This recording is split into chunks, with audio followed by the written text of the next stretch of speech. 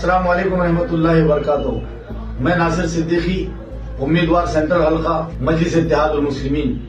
इस वीडियो के जरिए आप तमाम लोगों से मैं एक अपील करता हूं कि बड़े लंबे अरसे के बाद और नौजवानों के इंतजार के बाद, मैं समझता हूं कि तकरीबन 10 सालों के बाद नौजवानों की दिलों की धड़कन न सिर्फ औरंगाबाद न सिर्फ महाराष्ट्र बल्कि हिंदुस्तान के नौजवानों की धड़कन अकबरुद्दीन अवैसी साहब हबीब मिल्लत औरंगाबाद शहर में जो आ रहे हैं, आम खास तारीखी मैदान से जैसे आम से खिताब फरमाएंगे।